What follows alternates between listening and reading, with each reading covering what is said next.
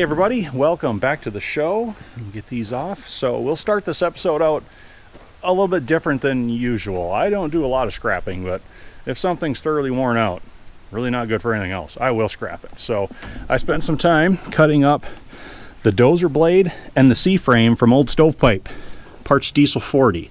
That's all we've got on here, C-frame and dozer blade. And yeah, I've got space left, but I crowded the load to the front, and we're on the overloads. Big Red's getting a little bit old, so I'm not going to push him any harder than that. Scrap's not worth enough that we're making any money today anyway. We're just disposing of some material because it's just in the way. So let's head on up to the scrap yard, and we'll see what this much of the dozer blade weighs. Anyhow, lots of thick steel there.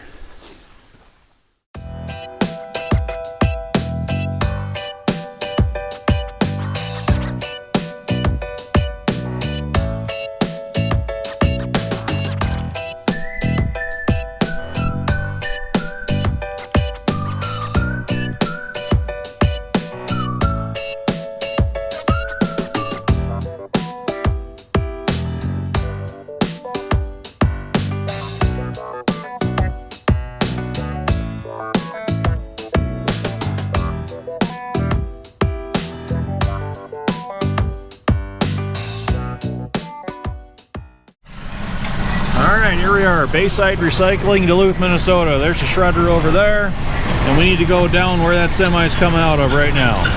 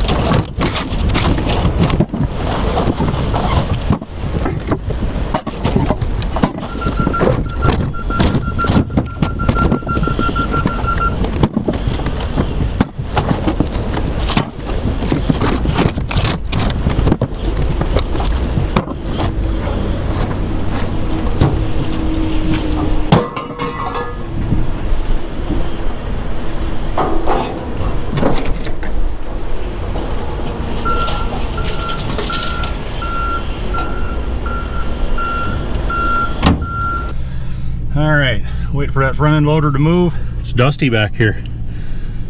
Boy, they got piles of it. Mountains. Yeah, the sounds of a scrapyard. It's a bit windy out there. Alright, let's see how we did. Wind blew my paper a little bit. We got number one heavy melt. We were 10,180 gross. 7,000 empty, so we had 3,180 pounds just in that dozer blade and C-frame at $150 a ton. We made $238.50 today, so not bad for a trip to town. Let's get on back home and get busy. All right, back home again.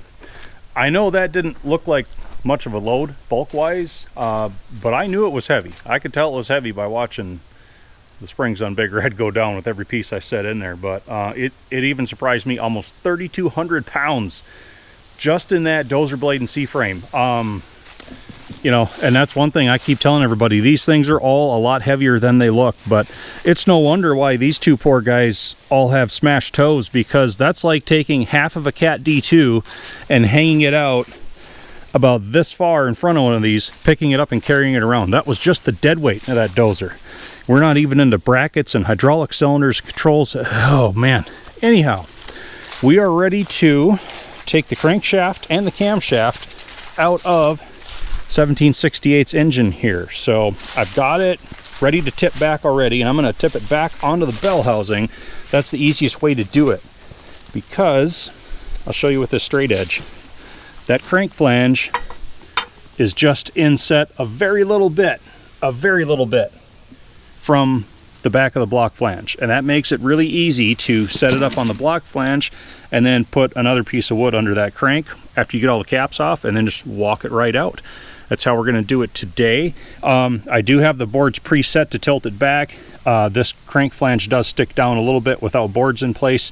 You'd be rocking on that flange. You really don't want to do that. So we'll protect the crankshaft and just keep all the blocks under control.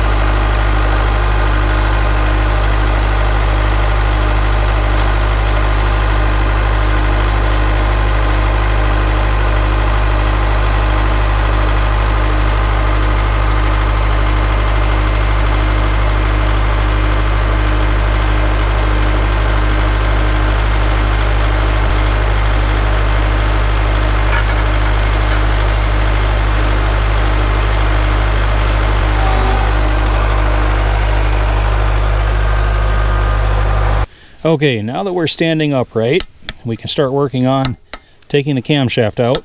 So I've got fold over locks that I'm flattening the tabs on right now.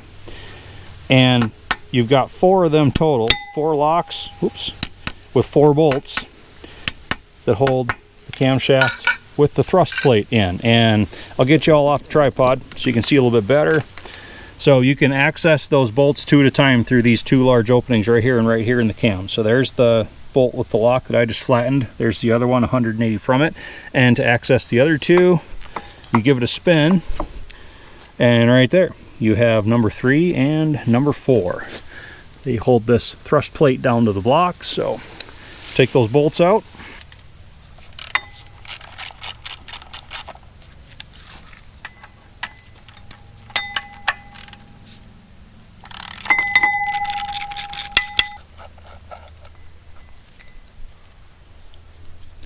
There's the bolt with the, I think, 3 times over used lock. The other one's not any better. All these on the front of this engine looks like they've been used quite a few times. Yeah, just tore up. Right now I'm barber poling the cam lobes full of tape, and that is to protect the bearings, the cam bearings, as I pull the camshaft out, because it's heavy, it's clunky, and you will knock it about. There is just no avoiding that. So once you get that tape started, excuse me, it's pretty easy to wrap it right on up. Just don't get your fingers, like, you know, between a crank throw, a counterweight, and something else immovable. Wouldn't be fun. We should be ready to pull. And yes, I need a step stool for this part. It's a big cam.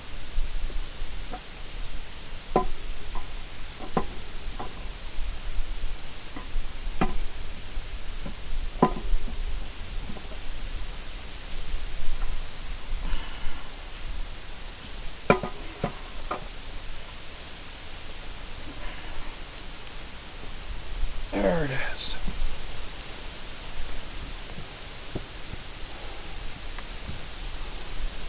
Oh, I bet it's 70 pounds, 75. And back to the block, keep track of these 4 spacers that the cam thrust plates sit on top of. All right, sometimes they stick to the block, sometimes you drop them in the dirt, always a solid plan, and other times they stick to the thrust plates. So you just want to make sure to make note of those. Don't lose any of them. So yeah, very important for repositioning the camshaft. And now we get into the crankshaft. I've been pulling cotter pins. All right, these are the last ones. Pulling them out of the main caps. Okay, so you have 2, 4, 5, 6, and we'll get this crank throw out of the way. 7, 8 down here, and you also have these 2 smaller ones, 9 and 10. This rear main cap has 4 studs going through it. 2 standard size, 2 smaller. Main bearing cap bolts are 1 5/16 inch size.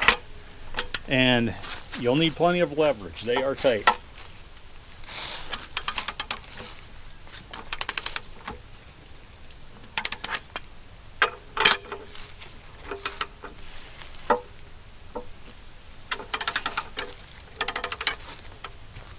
And the 2 smaller ones on the rear main are 15/16. You don't need quite as large of a wrench for those.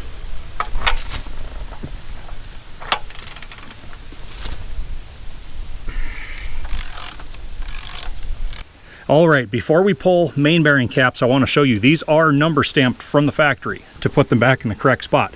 But here's an interesting tell right here. I'm glad that this engine is like this. So here's our front main.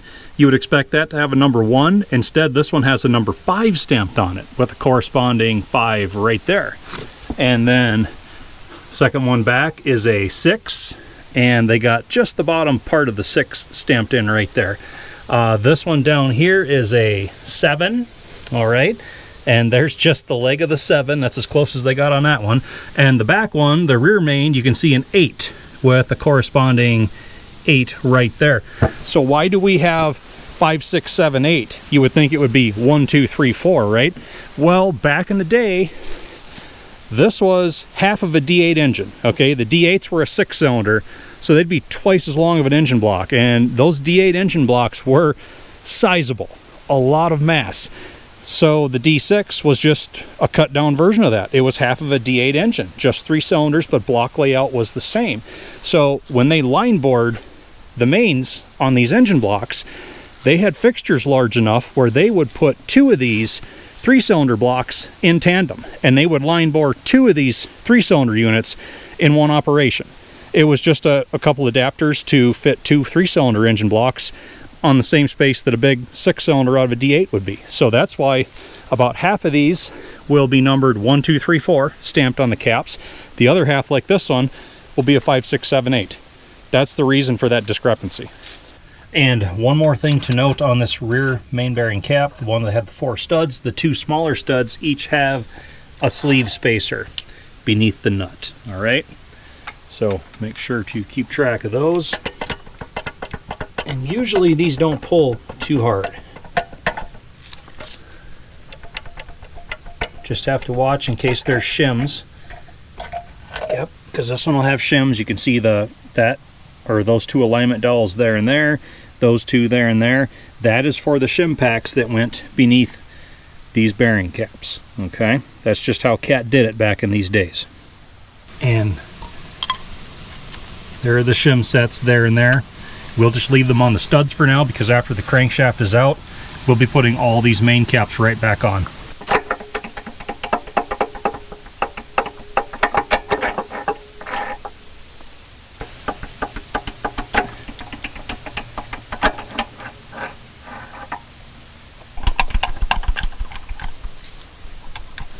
Here's one where the shim pack, or at least part of it, is coming off with the cap. Right there. That's your first good view of it. All right, and it looks like a few of them have stayed behind. Yep, there's a couple left in there still. So we'll just put those back. Now that the bearing caps are off, we can look at this plate that's behind the rear main. And it's not a bearing plate. It's to act as a surface for the reverse scroll that's cut into the crankshaft to pull engine oil back in. These do not have a rear main seal.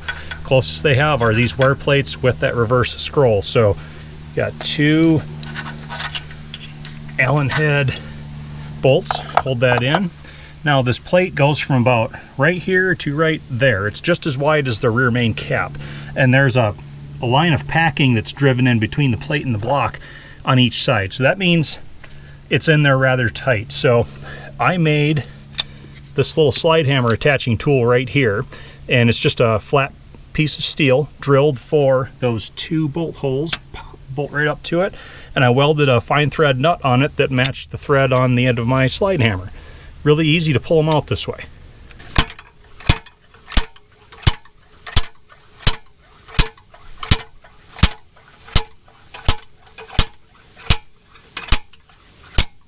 Okay, just about, there we got it. I should also mention that this wear plate also has its own set of shims beneath it. See that? There's a pack like that on each side. Again, we're just, well, let's see. No, we're gonna have to pull those. There's no alignment dowels for them. Dowels are on the plate. Okay, just about caught myself there. There's the other side. So the last thing we have holding the crankshaft to the block are these in-thrust plates, all right? And just like the camshaft, all of the crankshaft in-thrust is taken up between these two plates with a bronze spacer. So we've got some fold-over locks. We need to flatten down, and we have 5 bolts around the perimeter. And similar to the camshaft, we have spacers that we need to keep track of, all right? There's one that go between the plates for every bolt. So we have 5 of those total, and it's best just to get them pulled out right now. Otherwise, we could lose them. There's number 4 and number 5. Now we put our board down here beneath the crank flange. We will slide the crank out onto that board, and we have the thrust plate that is suspending it basically off the top of the block. It works pretty slick just to use that plate, slide it out till it sets on the board, and then you carefully walk it out of the block. These weigh, 250-ish pounds. Yeah, it's a lot of material in that crank, but it's a pretty simple way to do it.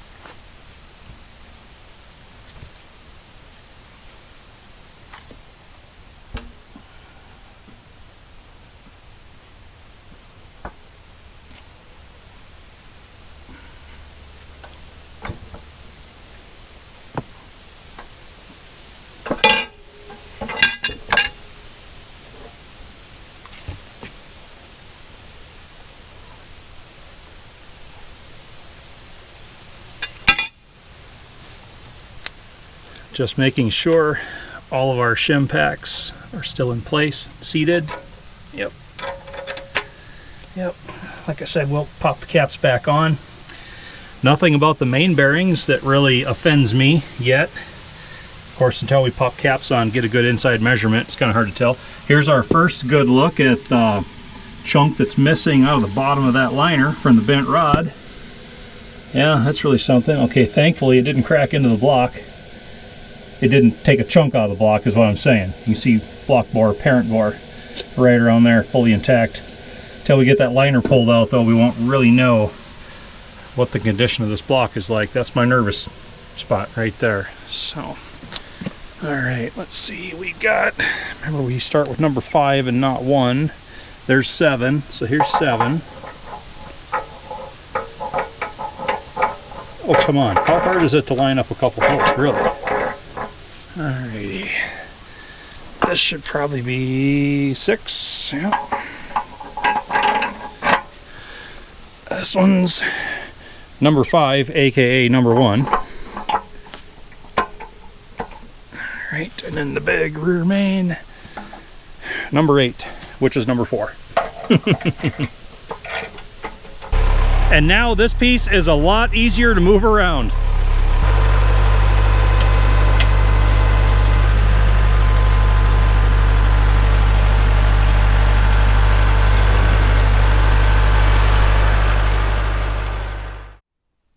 And we have RD-6 parts in the shop, so that's progress. It smells like the inside of a diesel engine in here again. That's kind of nice. I'm trying to frame the camera to accurately depict the scale, just the size of these engine components in relation to an average sized vintage tractor, and it's just difficult to do it partly because this block turns this area into such a small space. But so I measured it out. If this engine was completely assembled, so we got oil pan on, cylinder head on, valve cover on, and we place it on the floor upright, so the oil pan sitting right on the concrete next to X231, the top of the valve cover for the RD-6 would be even with this little block on the side of X231's engine, just to give you an idea of just the mass, the scale that we're talking here. Okay, I'm going to wrap this episode with another round of RD-6 FAQ. And a lot of people have been asking, since this Diesel 40 parts cat is in such good condition, other than the engine, why not just swap the engine out and save this one?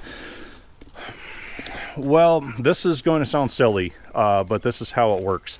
In the antique Caterpillar market, probably the number one factor in determining whether it's a stand-up desirable tractor or not is if the tag on the back matches the tag that's up here on the front. Okay, and since this engine block is wrecked, it will never be returned to service again. We can never have those numbers matching ever again. You could put a very good stand-up engine in this chassis and the market would look at it and still be like, oh, man.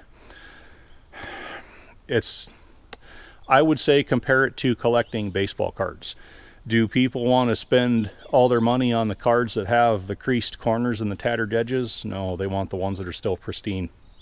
Same with these Caterpillars. So this is the kicker too. You could take all the good parts out of this broken shell, okay? And you could put all of them into this intact shell and still have a more desirable tractor at the end of the day because the numbers still match. The market would not care that everything except for the rear tub and the engine block's been replaced. It sounds silly, but we humans are odd creatures. So, another reason why a repower on the parts Diesel 40 would be tough. To keep it a true Diesel 40, you'd have to find the smaller bore D60-100 diesel engine. You could put the bigger bore one in, but then it's technically an RD-6 that's wearing a Diesel 40 badge. And trying to find the smaller bore engine, I think they only built those for about 3 model years, maybe 4, before they increased the bore and turned it into the D6600, and then they kept that bigger bore variant around in one form or another for the next 20 to 25 years. So finding the bigger bore stuff is relatively easy. Finding that smaller bore stuff, that would be tough. And the third reason why I'm not at liberty to try to save this one is because I technically don't own this, okay? I made a deal that I can take the pieces that I need from this to restore 1768, and then what I don't use will be brought back. So I'm not at liberty to try to save this tractor. The decision's already been made. Parts have already been taken off of it. It's been turned into a parts unit already. So I hope those reasons make sense. Otherwise, very good question. Probably the second most asked question since last time is, can't you take these tracks off of this narrow cat and put them on your wide gauge RD-6 in order to drive the wide gauge RD-6 over to the red shed for storage? You can, but it's a negative yield prospect. These are mighty heavy, okay? So you really don't want to split them unless you have to. And the master pins, they don't like repeated cycles in and out and in and out. And the amount of work it would take to put these tracks on the wide one, get the wide one up there, and then if I needed the wide one here, I'd have to drive it back. You should probably put these tracks back on this one and get the wide ones back on the wide cat, and all the swap around. It bothers me less just leaving it stored under its cover. It's still dry, it's still protected enough, so that's why we're not going to start swapping tracks just to plant that up there for a few months out of every year. So all right, everyone, I hope you enjoyed this episode, and I hope to see you all back again. Thank you as always for watching. We have plenty of work to do. I've got the engine and the crankshaft in the shop if it's rainy outside, or if it's nice outside. These 3 chassis have to be broken down and moved out of the yard before snow. So I don't know what we're going to tackle next time, but it'll be something. So thanks again, everybody.